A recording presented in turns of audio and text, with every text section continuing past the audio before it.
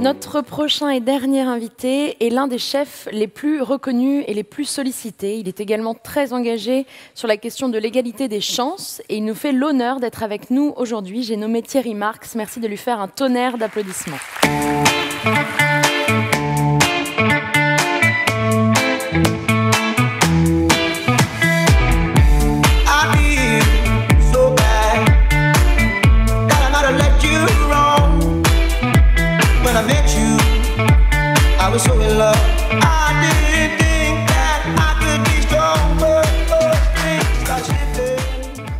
Je disais déjà à moi, merci de m'accueillir. Je crois qu'on est là pour parler de, c'est marqué, de transmission. Très heureux d'être parmi vous. Je suis Thierry Marx, je suis chef de cuisine et directeur Food and Beverage pour le groupe Mandarin. Et j'ai aussi une entreprise qui développe des concepts de restauration sur 2 pays, la France, bien sûr, et sur le Japon. Aujourd'hui, je pilote en gros par site, notamment pour la France, 350 collaborateurs en moyenne, et sur la partie Japon, environ 400 collaborateurs. Donc, pour vous dire que la transmission, c'est quelque chose d'extrêmement important dans mon activité. Alors, personne ne m'avait prédit que je serais un chef étoilé. Ce n'était pas du tout le projet, hein, c'était même pas du tout le programme. Je suis né dans le quartier de Belleville-Ménilmontant. Je me souviens parce que c'était un tout petit appartement comme ça, et puis on nous a proposé quelque chose de beaucoup plus grand, mais alors vraiment très grand, mais dans ce qu'on appelle maintenant gentiment des quartiers politiques de la ville. Donc, je ne vous présente pas ces quartiers, vous les connaissez, vous avez peut-être entendu parler. De temps en temps, on défraie un peu la chronique. Mais dans ces quartiers, il a fallu trouver un projet, une solution. Donc, pas très doué à l'école, une scolarité empirique. Je comprends l'école primaire, parce que ma grand-mère, qui a des difficultés avec la lecture du français, me dit, tu sais, les riches ont le savoir, donc ils ont le pouvoir. Si tu sais lire et écrire et compter, ils ne te voleront pas. J'ai dit, c'est quand même pas mal. Donc, je suis allé à l'école primaire. J'ai appris à lire, à écrire et à compter à l'école Pelleport dans le 20e arrondissement. Et puis, je me suis retrouvé merveilleuse cité des Bois-l'Abbé à Champigny-sur-Marne. Et j'allais au collège des Boulereaux. Et il y avait un grand type, là, de l'époque, hein, cheveux gras et patte au gaz, qui me dit non, mais maintenant, on fait des maths modernes, tu comprends tout ce que tu as appris avant, il va falloir remettre ça en question. Donc j'avais beaucoup de mal à comprendre comment, avec une équation mathématique ou avec une dissertation, j'allais pouvoir aller acheter une baguette de pain. Donc je suis passé à côté de l'école secondaire, du programme secondaire, et à 13 ans, en gros, on m'a demandé mon orientation professionnelle. J'ai adoré cette période parce que je me souviens exactement de la personne qui était en face de moi. Il y avait mes parents qui sont des gens formidables, qui ont toujours accepté ce qu'on leur proposait. Et la dame, je lui dis, elle me dit, qu'est-ce que tu veux faire? Alors moi, ce qui me faisait rêver, c'était l'école hôtelière. Ah, je trouvais ça chic, c'est super. Et alors, j'avais une image de l'école hôtelière, nœud papillon, costume. Et alors là, je sentais un moment de gêne pour le personnel d'orientation qui me dit, ah non, mais c'est pas pour des gens comme vous. Je dis, comment ça, comme moi? C'est qui? Mes parents, ils ont fait la guerre quand on leur a demandé de faire la guerre. Ils bossent, voilà, ils se plaignent pas. Enfin, je veux dire, c'est quoi des gens comme nous? Alors on me dit, bah non, des gens comme vous, c'est plutôt mécanique générale. Alors c'est même pas mécanique, hein, il y a un truc, piquer les mobylettes, nous on piquait un tas de mobylettes, alors on se disait, on va pouvoir les réparer, ça va être marrant. Mais non, c'était général. Mécanique générale, je ne voyais pas ce que c'était. Alors, je me suis retrouvé avec une blouse grise, une énorme lime, un étau limeur, et j'avais une pièce à raboter. C'est-à-dire que les usines fermaient dans nos quartiers, mais on anticipait un peu pour faire les chômeurs de demain. Donc, on nous proposait de faire la fermeture de ces usines. Donc, ça ne va pas être possible. Et ma mère, qui est une femme remarquable et remarquablement solide pour avoir un fils comme moi, s'est dit, écoute, j'en ai marre, tu te bagarres de trop, il y a des sports où c'est autorisé. Donc si c'est pas cher, je veux bien payer. Donc il y avait le ring montreuillois, hein, en plein cœur des puces de Montreuil, où il y avait un club de boxe, c'était gratuit. Alors j'allais au ring montreuillois, et puis j'allais au judo club de Champigny-sur-Marne. C'était formidable, parce que j'y ai trouvé une autre famille, et avec d'autres codes. Alors, voilà d'où je viens. Hein, là, on voit un petit peu la cage d'escalier de la Cité des Beaux-Labbés et l'univers du luxe dans lequel je suis aujourd'hui. Alors, je vais remettre les slides suivants. Voilà. Le sport, ça a été mon premier cadre éducationnel. Vraiment formidable, je vous dis ça avec beaucoup d'humilité, mais que ce soit dans le judo ou dans la boxe, mais surtout dans le judo, j'ai découvert une autre façon d'apprendre. Par l'observation. Et puis par quelqu'un qui faisait naître le désir qu'on le copie.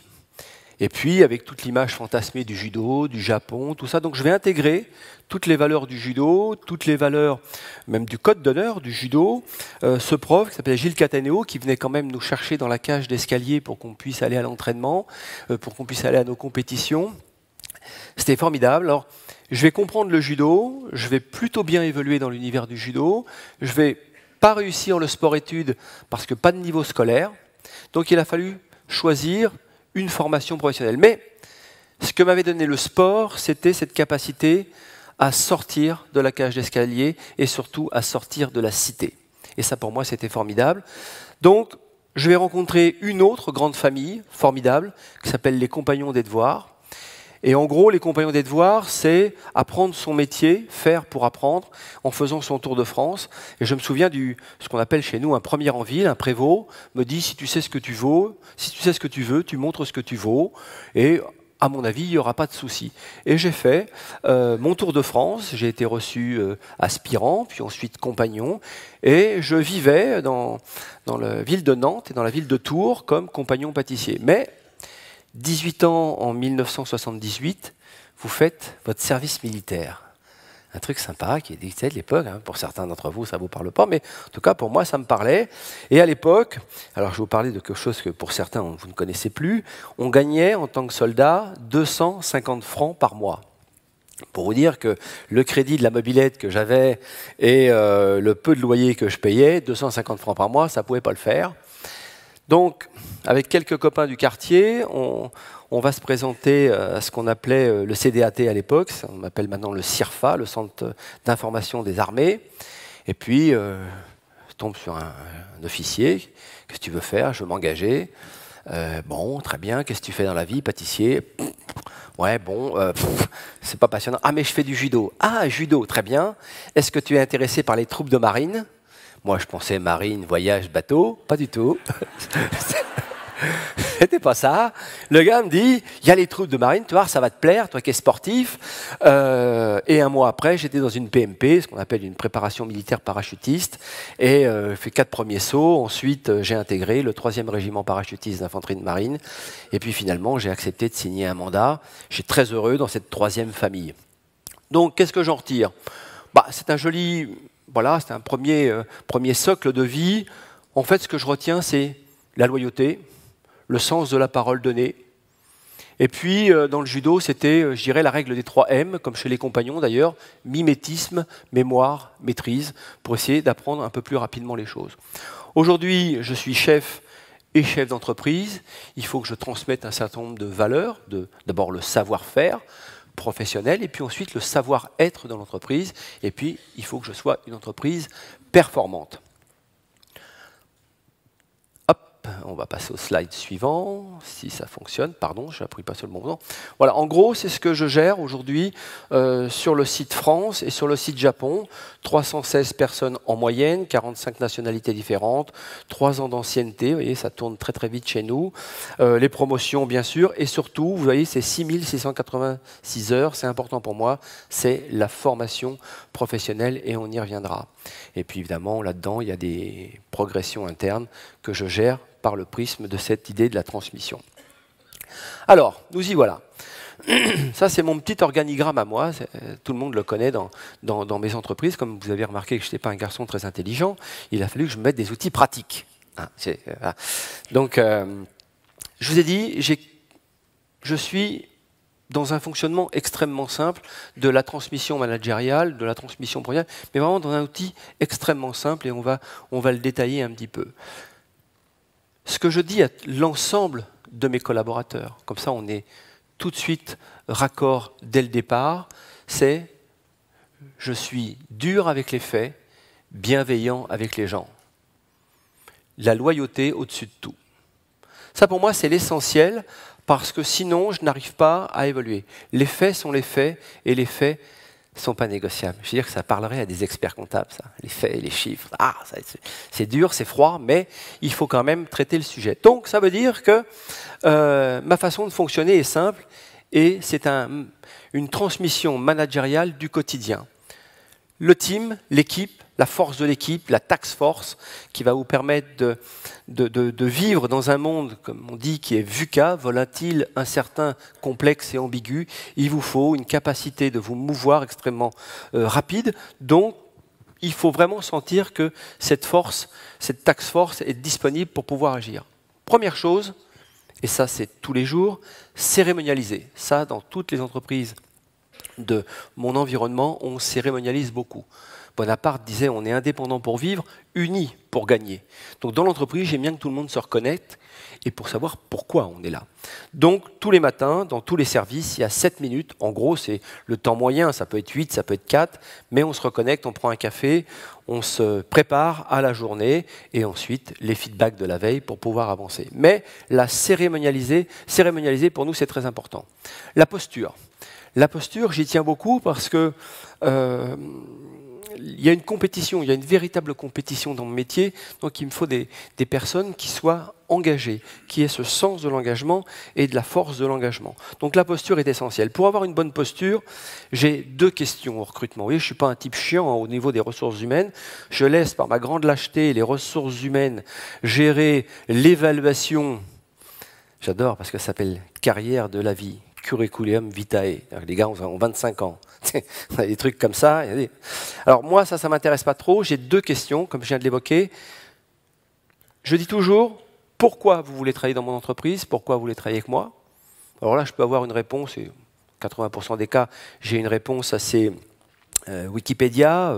Voilà, votre entreprise est formidable, alors vous avez fait ci, vous avez fait ça, vous avez fait ça.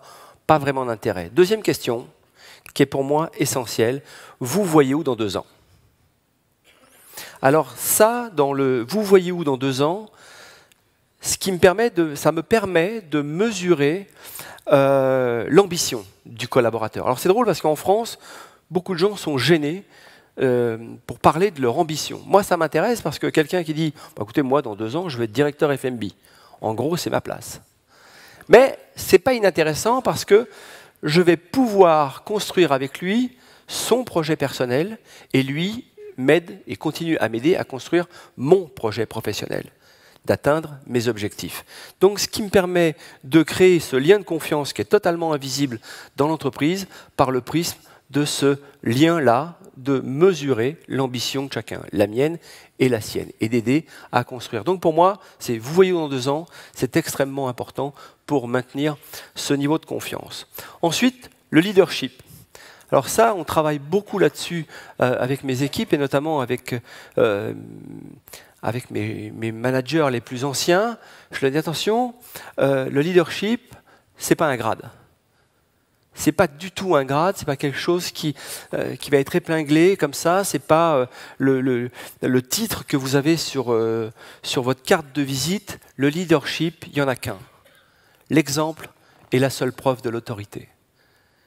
Et ça, on l'intègre, et c'est pour ça que je vous dis que ces vérifications, je les fais au quotidien, parce que le leadership, c'est ça, c'est l'exemple et la seule preuve de l'autorité, ce que j'ai appris d'ailleurs chez les compagnons des devoirs qui nous disaient tout le temps, vous aurez toujours le personnel que vous méritez.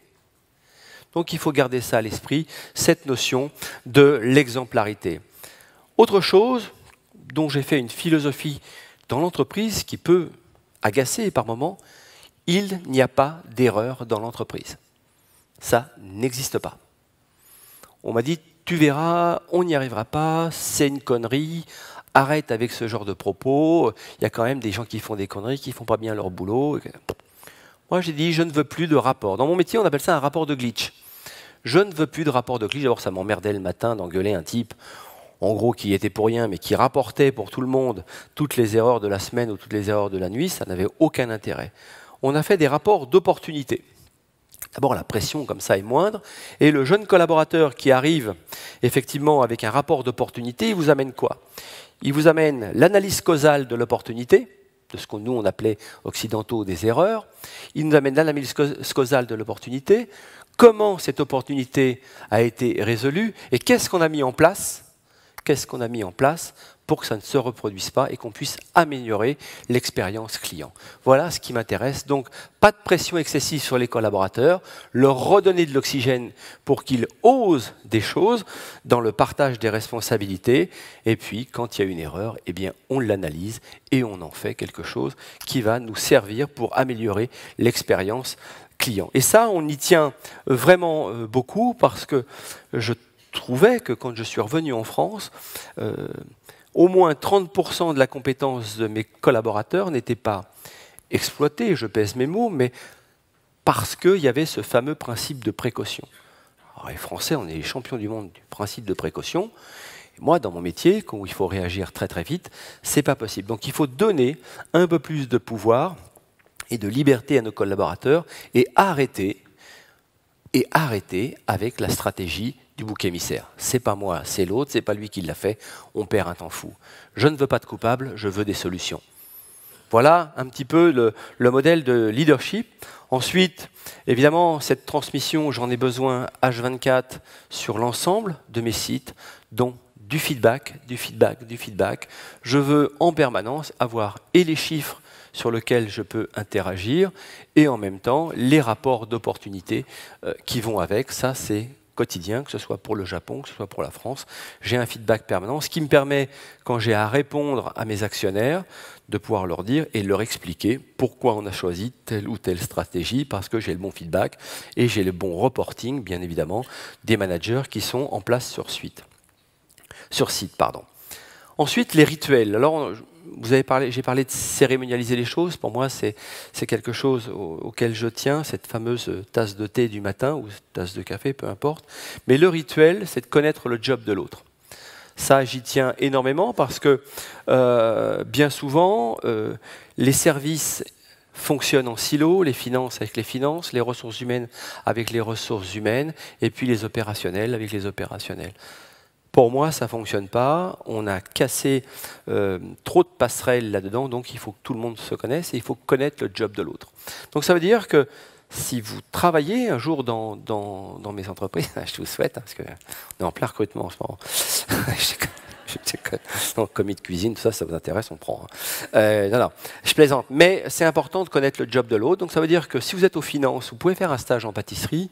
Si vous êtes en pâtisserie, vous pouvez faire un stage aux finances, etc., etc. On permute comme ça pendant 3 jours, 4 jours, 5 jours pour certains, et on connaît le job de l'autre. Et ça, pour nous, c'est important. D'abord, ça permet aux gens de se connaître, et puis de comprendre les contraintes de l'autre. C'est-à-dire qu'on est toujours en train de demander aux opérationnels de couper à tel endroit. S'ils ne savent pas pourquoi on coupe certains budgets, eh bien, il faut qu'ils puissent le comprendre, le maîtriser et partager, parce qu'ils partagent aussi la stratégie de l'entreprise. Et je défends l'idée dans ces rituels que bien souvent, et on l'oublie trop souvent dans les COMEX, le talent est à la base et à la marche. Il n'y a pas de propulsion dans l'entreprise si on ne fait pas cas des gens qui sont dans l'aspect opérationnel des choses. Donc j'y tiens beaucoup là-dessus. Et bien sûr, sur la positive attitude, ça peut paraître bête, mais chez Mandarin, on a 11 piliers pour nos clients. 11 piliers qualité pour nos clients. Ces mêmes 11 piliers qualité pour nos clients sont les mêmes que pour nos collaborateurs. Donc on y tient beaucoup pour garder en permanence des hommes positifs. Sinon, ça se dégrade. Alors, nous, on maintient ce niveau d'hommes positifs en disant « ayez le sourire intérieur et le sourire extérieur ». Donc, pas d'échanges verbaux durs, pas de mails incendiaires et qui arrivent à 18h avant que tout le monde s'en aille. Ça, chez nous, ça n'existe pas. C'est même, je veux dire, condamnable. Donc on a fait ça, et puis finalement, en 10 ans, vous voyez, c'est pas hier, hein, ça fait 10 ans, et ça se dégrade très vite. Donc il faut entretenir ça. Ensuite, je crois qu'une entreprise aujourd'hui progresse si elle innove. Et a un temps d'avance que si elle innove. Le cœur et le poumon de mes entreprises, c'est l'innovation. Est-ce qu'on a le temps et les moyens de faire de l'innovation dans l'entreprise? Je ne le crois pas. Dans l'entreprise, on a un statut opérationnel. Donc on a créé un département extérieur avec l'Université d'Orsay, on a créé le CEFIC, le Centre français d'innovation culinaire. Et dans ce Centre français d'innovation culinaire, nous travaillons avec des scientifiques, des sciences dures, des sciences molles, des personnels de santé, des personnels du design et de l'architecture, des personnes qui sont liées à l'ensemble des métiers de bouche et aux métiers de l'agriculture. Et dans ce CEFIC, chacun des personnels de mes sites peut accéder pendant une semaine à rester sur le site de l'Université d'Orsay pour tester sa capacité d'innovation. Dans cette innovation, on projette. Et pour nous, ces forecasts sont extrêmement importants parce qu'on se dit, quelle gastronomie pour 2050? Qu'est-ce que c'est qu'un hôtel en 2050? Quel métier va disparaître? Quelle agriculture va disparaître? Donc il faut projeter très loin, il faut faire des forecasts très loin pour avoir la possibilité de commencer à mettre des backcasts qui soient intéressants. Si je vous dis 2050, tous les scientifiques de l'université, y compris d'autres universités dans le monde, nous disent de moins en moins d'eau. Intéressant. Ça veut dire qu'il va falloir réduire la protéine animale considérablement, faire un autre type de protéine animale. Intéressant parce que dès aujourd'hui, l'ensemble des restaurants qui vont ouvrir dans mes compagnies, dans nos compagnies, vont être flexitariens. Ça veut dire 80% végétal, 20% protéines animales. Et puis tous les établissements que nous allons ouvrir vont être HQE, haute qualité environnementale. Et est-ce qu'on va savoir créer du revenu aussi avec cette capacité à être haute qualité environnementale? Tout ça vient de notre centre d'innovation, y compris une réflexion sur le social. Est-ce que les écoles continueront à fournir la ressource métier ou pas? Énorme point d'interrogation que nous avons anticipé parce qu'on sait très bien que les écoles, qu'elles soient en France ou ailleurs, ne fourniront plus la ressource métier dans mon activité. Donc il faut travailler là-dessus. Et une fois qu'on a travaillé là-dessus, c'est la mise en place. Les standards operating process que nous mettons en place pour que nous obtenions cette régularité dans l'expérience de nos clients, qu'elles soient en France ou qu'elles soient au Japon, qu'elles soient aux États-Unis. Donc on met en place des standards operating process extrêmement détaillés pour que chaque collaborateur puisse prendre part à la bonne marche de l'entreprise. Ensuite, la culture extrêmement important. Donc on met en place les outils absolument nécessaires pour que nos collaborateurs puissent se cultiver, puissent être bien dans leur peau. Donc nous avons énormément d'activités sportives, à l'intérieur et en dehors. À l'intérieur, c'est très simple, c'est le mardi et le jeudi. C'est totalement ouvert, il n'y a pas d'obligation. Il y a les cours de yoga, la méditation, un tas de choses. On pensait qu'en France, nous n'aurions personne.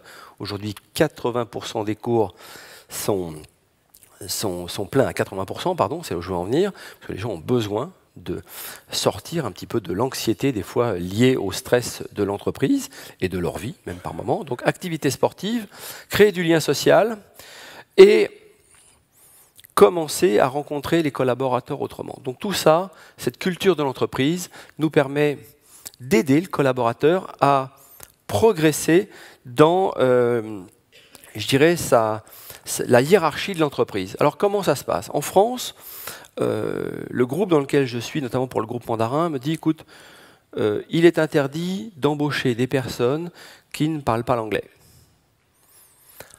Je ne sais pas si vous avez essayé de recruter des gens qui parlent anglais en France. Alors, c'est compliqué. C'est des gens à qui je vais proposer 1 400 € par mois. Donc, ils sont vraiment dans le line staff. Donc déjà, j'en trouve pas. Et en plus, si j'ajoute la contrainte de l'apprentissage de l'anglais, ou si j'exige au moins 400 mots en anglais, c'est compliqué. Donc on s'est dit qu'il n'y en aura pas. Donc on s'est dit, on va recruter des gens sans diplôme et on va former en interne. C'est-à-dire que nous avons ouvert à l'intérieur de l'entreprise une école de théâtre qui est en anglais pour permettre à nos jeunes collaborateurs de s'initier à l'anglais. En fait, de nourrir leurs compétences. Et puis, évidemment, il y a d'autres activités qui permettent à nos collaborateurs d'enrichir leur culture générale. Une anecdote, au début du XXe siècle, on interrogeait César Ritz qui a inventé l'hôtellerie de luxe. Et le premier hôtel de César Ritz, c'était entre Genève et Lausanne. Et en fait, il n'a eu comme bassin d'emploi que des ouvriers agricoles pour le line staff. Et dans ses mémoires, le journaliste lui dit « Mais comment avez-vous fait pour avoir un personnel d'une telle qualité ?» Il dit « Ça n'a pas été très compliqué, j'ai fait des gentlemen au service de gentlemen. En gros, je les ai instruits. Ce n'est pas comment je cire mes chaussures, c'est pourquoi je cire mes chaussures. Ce n'est pas comment je mets une cravate, c'est pourquoi je mets une cravate. Quel message j'envoie aux clients, etc., etc. » Et toute la construction du personnel d'excellence de César Ritz, eh bien, était basée sur la culture et la culture générale pour aider ces personnes à devenir des gentlemen au service de gentlemen et pas de simples loufias. Et ça, c'est important. Donc voilà un petit peu ce que, dans ma transmission managériale, je mets en place. Nous mettons en place. Ensuite, je vais parler de la ressource métier. Elle est rare en France. Je vais vous donner un chiffre qui n'est pas vieux, qui date d'il y a 3 mois, président de l'UMI, qui est le syndicat professionnel de l'hôtellerie-restauration, 58 000 postes à pourvoir dans l'hôtellerie-restauration. 58 000 postes. C'est-à-dire quelqu'un qui sort de chez moi gagne plus chez mon voisin en face. Donc très important pour moi de garder avec ce type de management de la transmission les pépites, les grandes de main, ceux sur lesquels on va pouvoir continuer à œuvrer dans l'univers du luxe, et puis faire venir à nous des personnes qu'on avait considérées être des personnes de l'échec. Or que je défends l'idée que personne, absolument personne n'est fait pour l'échec. Il n'y a pas de raison à cela. Et je vous le prouve en 2 mots. J'ai la chance d'être un ancien militaire et d'être le parrain de l'école des mousses. Je ne sais pas si vous connaissez cette école, elle a été rouverte il y a quelques années, et à chaque fois que je suis le parrain de cette école, je dis à ces jeunes élèves qui ont 15 ans, qui ont lâché la main du passé, qui ont lâché le confort familial pour intégrer la Marine nationale pour 10 mois, je leur dis, vous verrez, personne n'est fait pour l'échec. J'ai rien pour le prouver. Après 1 mois sur le terrain, ils obtiennent le bachis, ce qu'on appelle le petit béret, là, que vous aimez bien. Et ensuite, ils intègrent, ils embarquent. Ils embarquent en général sur la Belle Poule ou sur un autre bateau de la marine à voile. Et en gros, c'est entre 70 et 80 personnels d'équipage. Si un seul est manquant, le bateau ne sort pas ou ne rentre pas dans la rade. Et je leur prouve, je leur dis, voyez, personne n'est fait pour l'échec. Et ma grande fierté, c'est quand à la fin de ce périple des 10 mois, il dit, vous avez raison, personne n'est fait pour l'échec. On s'est tous entraînés et finalement, on y est tous arrivés, on a tous été brevetés. Donc, en 2004, je bénéficie d'un magazine qui s'appelle Envoyé spécial, où un journaliste s'étonnait qu'un type des quartiers, comme moi, ait pu gravir les échelons, devenir chef étoilé et ensuite devenir chef d'entreprise. Une espèce d'étonnement en France, comme ça, quand vous sortez d'une extraction sociale un petit peu différente de celle des autres. Et je me suis dit, il faut que je fasse quelque chose. Il faut que je fasse quelque chose pour ces quartiers, pour montrer à ces personnes de ces quartiers dans lesquels je suis né qu'on n'est pas assigné à un quartier, qu'on n'est pas assigné à une extraction sociale. Ce n'est pas vrai. Et que la clé pour réussir ça, c'est la stratégie de la libellule. Vous avez vu les libellules? Formidable, une libellule. C'est un modèle. C'est un biomimétisme dont je me ravis à chaque fois. Une libellule, ça monte, ça descend, ça va à droite, ça va à gauche. Ça change d'axe cognitif, mais ça ne recule jamais. Et moi, pour aider ces personnes, je me suis dit, il ne faut pas reculer dans la vie. Si on recule, c'est catastrophique. On perd pied. Donc, on a mis un acronyme en place, RER. Rigueur, engagement, régularité. Rigueur, non, pas le rigueur Les Français adorent la rigueur, n'aiment pas la rigueur. On dit « Ah non, mais la rigueur, c'est chiant. » un truc, hein. Pas la rigueur, le petit doigt sur la couture du pantalon. Non, non, la rigueur, comme les Japonais, le shitsuke. Rigueur, projet, c'est le même mot. Rigueur, projet. Engagement, lâcher la main du passé. Régularité est capable de le faire tous les jours. Eh bien, quand je vous disais qu'il me manquait la ressource métier, nous avons créé des écoles de boulangerie, des écoles de cuisine, des écoles des métiers du service, une école du sport. Et dans ces écoles, aujourd'hui il y a 11 écoles en France et une à l'international, 95% de personnes en retour à l'emploi. 95%. En 5 ans sur la Seine-Saint-Denis, 2700 personnes formées, donc 95% sont en CDI aujourd'hui, 60 créations d'entreprises. 2 personnes qui pensaient être assignées à l'échec. Donc nous avons développé ces écoles un modèle très simple de transmission. Rigueur, engagement, régularité, on se met d'accord dès le départ. Dès le départ, on dit aux candidats « ton passé ne nous intéresse pas ». C'est froid, c'est pas gentil. Je crois que dans la vie, gentil n'est pas un métier. Il faut être vrai, il faut dire les choses. Dur avec les faits, bienveillant avec les gens. Donc ton passé ne nous intéresse pas. Tu as un projet, tu nous intéresses. Pas un projet diplôme, qui est une conséquence d'un projet. Juste un projet. Donc avec ce projet, est-ce que tu es capable de mettre rigueur, engagement, régularité? Si c'est oui, c'est maintenant. Et on démarre la formation immédiatement pendant 12 semaines. Parce qu'en 12 semaines, ce n'est pas 3 mois. C'est ça la magie. Donc on leur dit, bah, écoute, dans la cuisine française, il y a 80 gestes de base et 90 recettes. 4 grandes cuissons des œufs, 4 grandes cuissons des poissons, 4 grandes cuissons des viandes, 4 grandes cuissons des légumes et 5 desserts du patrimoine culinaire français qui vous permettent de balayer. Et à ce statut, vous êtes commis de cuisine. Donc on a créé le CQP de commis de cuisine, le CQP de commis boulanger et le CQP des métiers du service. Et c'est 95% de retour à l'emploi. Voilà aussi une forme de transmission qui est extrêmement intéressante. Passeport pour l'emploi maintenant. Passeport pour l'emploi. Très simple, bien souvent le décrochage scolaire dans certains de nos quartiers c'est 12 ans. Et de 12 à 18, il ne se passe pas grand-chose. Ou alors c'est assez sinueux. Vraiment sinueux même des fois. Donc on se dit, écoute, ton passé, pas d'intérêt pour nous. Qu'est-ce que tu vas faire? Du sport, alors c'est ici et maintenant. Comment on va faire? Très simple. Passeport pour l'emploi est dirigé par d'anciens athlètes de haut niveau. Donc on remet ces personnes aux mains d'athlètes de haut niveau et pendant 12 semaines, ils vont suivre une formation dans les métiers du sport, avec un tronc commun en athlétisme et ensuite sur d'autres activités. Et puis la dernière semaine se passe au CNSD, au Centre national des sports de la défense, c'est-à-dire que le haut niveau des sports de la défense, le haut niveau des forces spéciales. Et ces gamins vont vivre une semaine de terrain, c'est-à-dire l'hippico, tente en toile et puis sortie nocturne. Et bien là, c'est 100% de retour à l'emploi. Vous voyez que ce soit dans le monde social ou dans le monde de l'entreprise, personne n'est fait pour l'échec. Donc les entreprises ne peuvent que réussir. Merci de votre attention.